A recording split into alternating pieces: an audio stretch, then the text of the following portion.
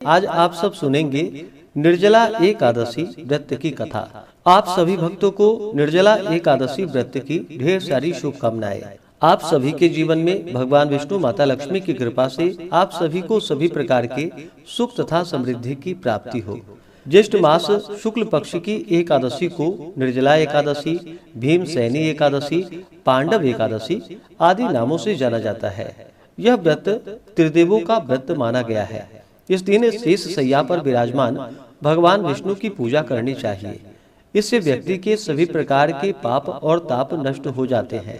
यह व्रत बड़ा ही कठिन माना गया है। इस व्रत में बिना अन्न और जल का रहना पड़ता है। जो भी भक्त सच्ची श्रद्धा के साथ इस व्रत को धारण करते हैं, नियमों का पालन करते हैं, कथा श्रवण करते हैं, भगवान की आरती करते हैं, तो उन्हें सभी 24 एकादशियों का पुण्य फल प्राप्त होता है। तो आइए सुनते हैं निर्जला एकादशी व्रत की कथा। तो बोलिए प्रेम से भगवान विष्णु की जय, माता लक्ष्मी की जय, एकादशी माता की जय, सर्व देवी देवता की जय। बहुत समय पहले की बात है। एक समय महर्षि वेद व्यास जी महाराज युधिष्ठिर के यहाँ संयोग से पहुंच गए। महाराज युधिष्ठिर ने उनका समुचित आदर सत्कार किया। अर्घ्य और पाद्य देकर सुंदर आसन पर बैठाकर षोडशोपचार पूर्वक उनकी पूजा की।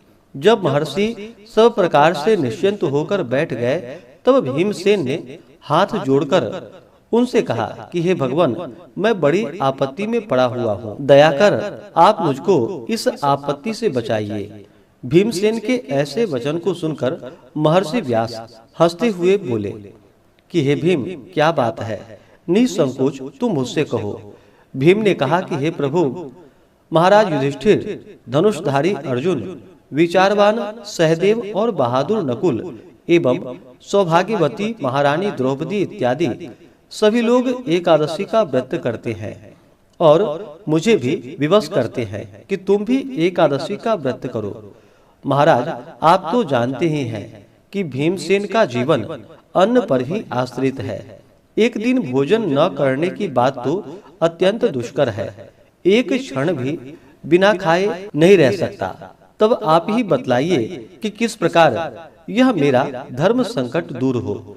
भीमसेन के ऐसे वचन को सुनकर व्यास जी ने कहा, मानव धर्म की संपूर्ण कथा मैं तुमको सुना चुका हूँ।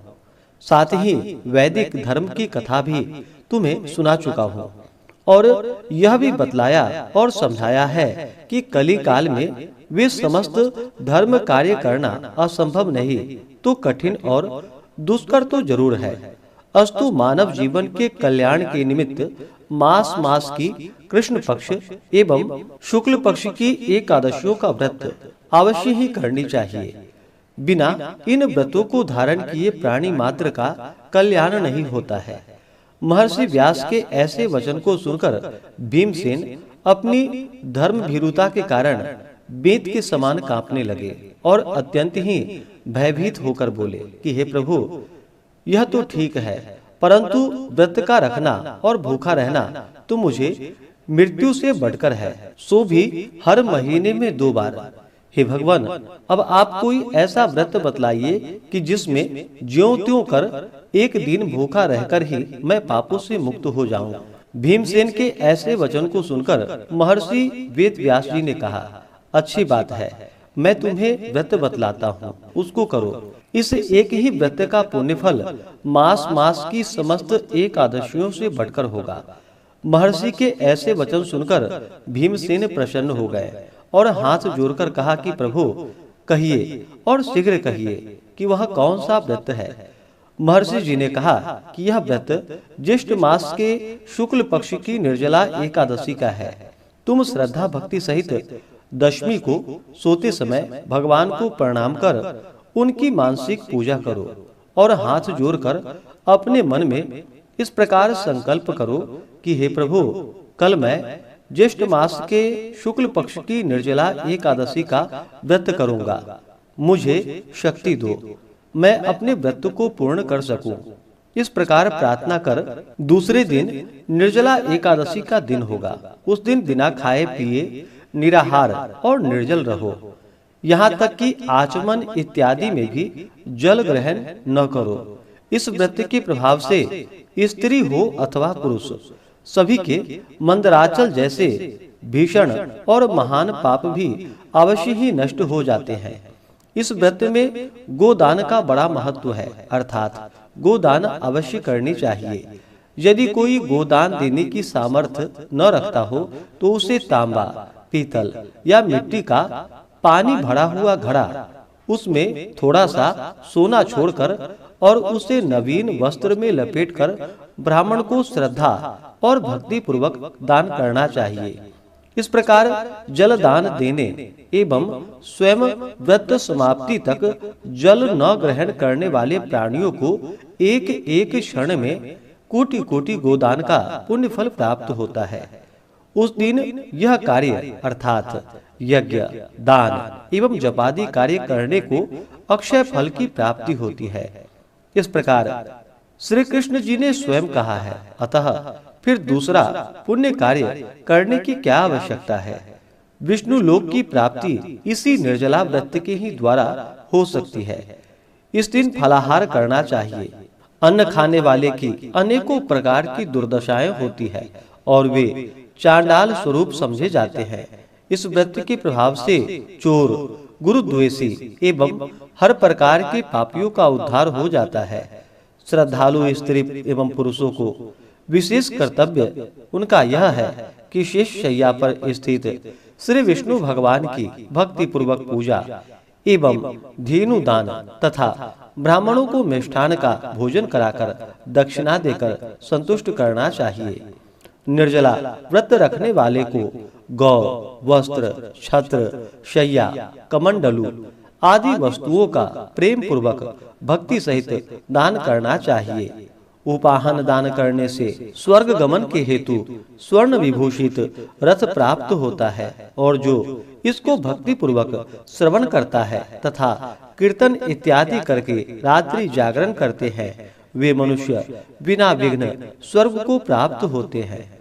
तो बोलिए प्रेम से भगवान विष्णु की जय। निर्जला एकादशी तिथि प्रारंभ समय 6 जून 2025 दिन शुक्रवार सुबह 6:34 और एकादशी तिथि की जो समाप्ति है वह 7 जून 2025 दिन शनिवार सुबह 4:50 पे एकादशी तिथि की समाप्ति है। और द्वादशी तिथि समाप्त जो कि 8 जून 2025 दिन रविवार सुबह 7:20 पे द्वादशी तिथि की समाप्ति है। वैष्णवों को द्वादशी युक्त एकादशी का व्रत धारण करना चाहिए। ऐसे में इस बार एकादशी का व्रत 2 दिन पर रहा है। 6 जून को अस्मार्थ के लिए जो कि एकादशी का व्रत है और 7 जून को वैष्णवों के लिए एकादशी का व्रत धारण किया जाएगा। एकादशी व्रत पारण के लिए बतलाया गया है कि हरिवासर समाप्त होने के बाद व्रत का पारण करना चाहिए और द्वादशी में करनी चाहिए। 7 जून को हरिवासर समाप्त होने का समय सुबह 11:28 पे हरिवासर समाप्त होगा। ऐसे में जो भी भक्तजन 6 जून को व्रत धारण करने वाले हैं वो सभी 7 जून शनिवार के दिन व्रत का पारण दोपहर 1:44 से शाम 4:31 तक व्रत का पारण करेंगे। और जो भी 7 जन को व्रत धारण करने वाले हैं वो सभी 8 जून को व्रत का पारण सुबह 5:25 से सुबह 7:15 तक व्रत का पारण करेंगे। निर्जला एकादशी व्रत का पारण तिलेन पारणम यानी कि तिल से व्रत का पारण है। सफेद तिल या काले तिल का प्रयोग करें। यह संभव ना हो पाए तो आप जल, फल या तुलसी दल से व्रत का पारण करें। 6 और 7 जून को ब्रह्म मुहूर्त का समय सुबह 4:02 से सुबह 4:42 तक होगा। सूर्योदय का समय सुबह 5:08, सूर्यास्त शाम 6:47 होगा।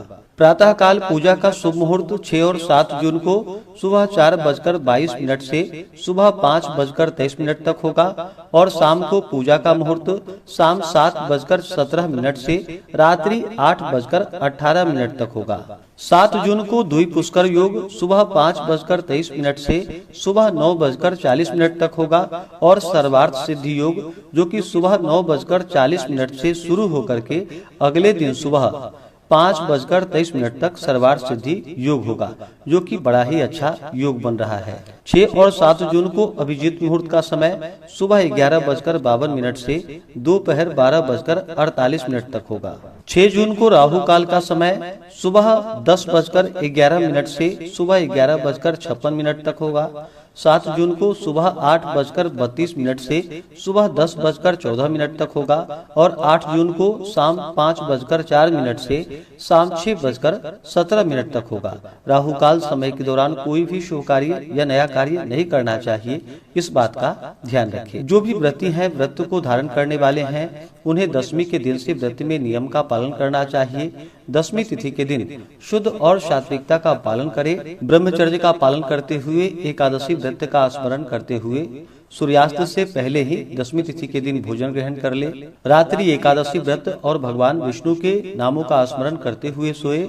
सुबह ब्रह्म मुहूर्त में उठ करके नित्य क्रियाओं से निवृत्त होकर के गंगा नदी में या घर के नहाने के पानी में ही थोड़ा सा गंगा जल मिला करके स्नान आदि का कार्य करना चाहिए। शुद्ध वस्त्र धारण करके व्रती को व्रत का संकल्प लेना चाहिए कि आज मैं निर्जला व्रत धारण करूंगा, और फिर दिन रात्रि अन्न और जल दोनों का त्याग करके व्रत को धारण करना चाहिए। भगवान विष्णु का, माता लक्ष्मी का पूरे विधि विधान के साथ पूजन करना चाहिए। इनका गंध पुष्प धूप दीप आदि से पूजन करें। भगवान को तुलसी दल अर्पित करें, काले तिल चढ़ाएं। नैवेद्य में दूध से बने हुए वस्तु, अभी के मौसम में मिलने वाले ऋतु फल आदि का भोग लगाए। विशेष करके इस दिन भगवान को ककड़ी का भोग लगाए। जल से आचमनी करवाएं। मुख शुद्धि के लिए पान पत्र, सुपारी, लौंग इलायची के साथ में अर्पित करें। इस प्रकार करके एकादशी की रात्रि जागरण करते हुए समय को व्यतीत करना चाहिए। इस प्रकार भगवान का पूजन करें। एकादशी व्रत का कथा श्रवण करें, भगवान की आरती करें। इस दौरान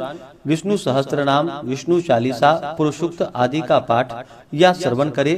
भगवान विष्णु के नामों का स्मरण करें। ओम नमो भगवते वासुदेवाय या श्री कृष्ण गोविंद हरे मुरारी आदि जप जहाँ तक हो सके करते रहें और एकादशी की रात्रि जागरण करते हुए समय को व्यतीत करें।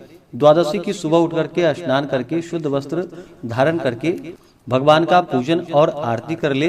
ब्राह्मणों को भोजन करवाए, ब्राह्मणों को दान और दक्षिणा दे। समय के अनुसार फिर व्रत का पारण करना चाहिए। इससे व्यक्ति के सभी प्रकार के ताप और पाप नष्ट होते हैं तथा भगवान विष्णु की विशेष कृपा प्राप्त होती है।